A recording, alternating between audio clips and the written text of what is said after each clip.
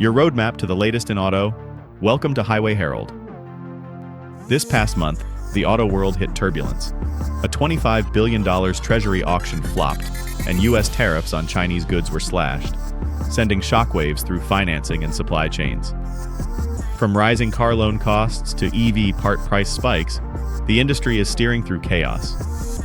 Whether you're a gearhead or a casual driver, buckle up.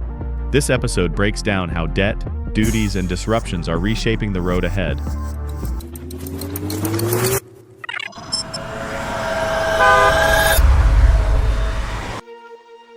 Bond shockwave hits auto lending head-on. On May 9th, the U.S. Treasury failed to find enough buyers for nearly half of its 30-year bonds, causing yields to spike to 4.82%. While that might seem like a Wall Street issue, it has direct consequences for car buyers. Auto loan rates are tied to Treasury yields, meaning higher government borrowing costs quickly translate into more expensive monthly payments.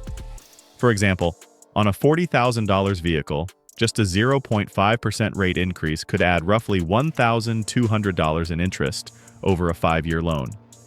That's cash that could have gone to performance upgrades or maintenance. Manufacturers like Ford and GM, which offer their own financing arms, are now facing slimmer margins. As a result, those tempting incentives, like 0% APR deals or rebates, may soon disappear from dealer lots. Automakers also rely on bond markets to fund large-scale projects like battery plants and R&D, but rising interest rates make those investments costlier and riskier. Delays in innovation, production, and even vehicle refreshes are now likely. The used car market is also adjusting, with softer residual values potentially increasing lease costs. In short, rising yields are quietly reshaping the cost of car ownership across the board. And just as financing got more expensive, the next blow hit the industry's logistics engine. Tariff takedown sparks, auto supply mayhem. 3 days after the bond bombshell, the White House delivered another jolt. Trump-era tariffs on Chinese imports were chopped from a blistering 145% down to 80%.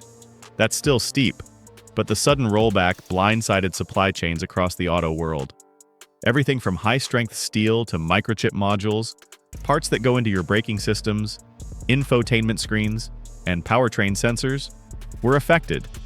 Supply managers were left spinning their wheels, not knowing whether to reroute shipments through Southeast Asia or renegotiate contracts midstream. And let's not forget, even with an 80% duty, prices remain heavily inflated. For swing state dealers selling Asian imports, this roller coaster has buyers playing the waiting game. Many are postponing purchases in hopes of a clearer pricing picture, and luxury brands relying on boutique imports, carbon fiber interior trims, bespoke suspension components, are scrambling to buffer their profit margins. Even the aftermarket is taking damage. An advanced radar sensor or turbo actuator that once cost $500 may now retail near $1,000. That stings for DIYers and independent shops alike. The uncertainty? It's killing momentum on the showroom floor and the service bay bench.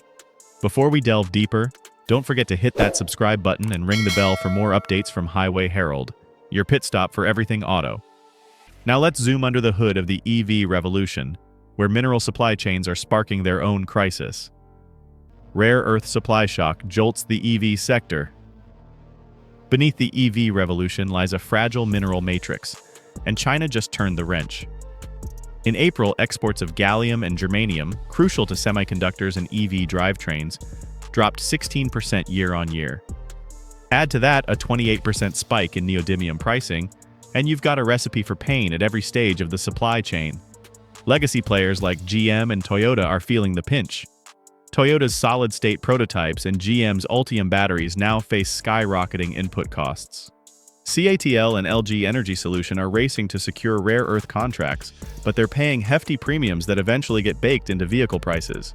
To put numbers on it, a $1,000 ton jump in lithium carbonate adds about $100 per kilowatt-hour to battery pack pricing. For a 120 kilowatt-hour SUV, that's potentially $12,000 tacked onto MSRP. And that's before semiconductor price hikes come into play. Startups like Rivian and Lucid, already stretched thin, may not have the torque to survive this uphill climb. Recycled mineral initiatives offer long-term hope, but they're not yet ready for grid use. This rare earth chess match could decide who wins the EV race. and who stalls out before the first turn. And while minerals pose a pricing challenge, the global movement of those parts is a whole other battle. Global parts shuffle, and the detour ahead.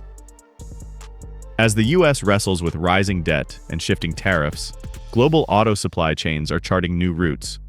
China's exports to Southeast Asia jumped 23%, and many of those parts are making their way to the US via countries like Vietnam, whose Q1 2025 imports from China hit $30.2 billion.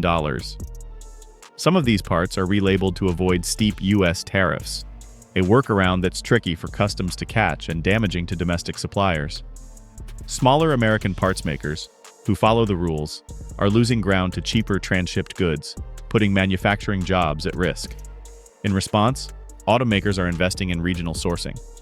Ford's new EV truck plant in Tennessee is prioritizing North American suppliers, while Stellantis is building battery supply lines across Europe. But friendshoring takes time, and until then, ripple effects persist.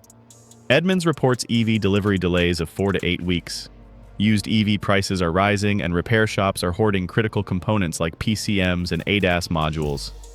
As summer launches and EV credit deadlines approach, the industry stands at a crossroads, trying to balance innovation with real-world logistics and rising geopolitical friction.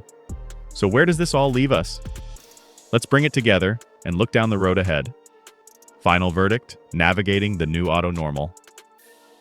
Over the past few weeks, America's automotive sector has been stress-tested like never before. Bond auctions gone bust, tariffs rolled back with no playbook, rare earth materials tightening like lug nuts on a track day. Together, these factors are squeezing every aspect of car life, from financing and factory planning to dealership lots and DIY garage fixes. For buyers, it means higher monthly payments and a shrinking window to lock in reasonable rates. For OEMs, it means investing in durable supply chains and hedging against the next pricing jolt before it throws production into a tailspin. But here's the silver lining: chaos often fuels progress. We're already seeing a long overdue shift to smarter sourcing strategies, greater emphasis on domestic mineral production, and even a revival of interest in battery recycling and second life components. If you're shopping for a car right now, especially an EV, don't wait for the dust to settle. Consider models built on diverse supply lines. Watch interest rates like a tachometer on Redline, and if a financing offer looks solid, grab it before it disappears in the rear view. As for automakers, the mission is clear. Resilience is the new performance metric. Those who diversify, streamline, and innovate will be better positioned to dominate when the market stabilizes. Before you go, let's hear from you. How are these supply chain shifts changing the way you shop for or service your vehicle? Are rising financing rates making you rethink your car buying plans this year? And do you think the EV transition will stall or adapt under these pressures? Drop your thoughts in the comments below. Your take might just help another car lover navigate this maze. If you found this breakdown helpful, don't forget to subscribe to Highway Herald and tap that notification bell so you don't miss out on our next update. From battery breakthroughs to trade drama blowouts, we've got the road ahead covered. Thanks for watching, and see you next time. You can now check out any of the videos on the screen. There's more exciting and informative content waiting for you.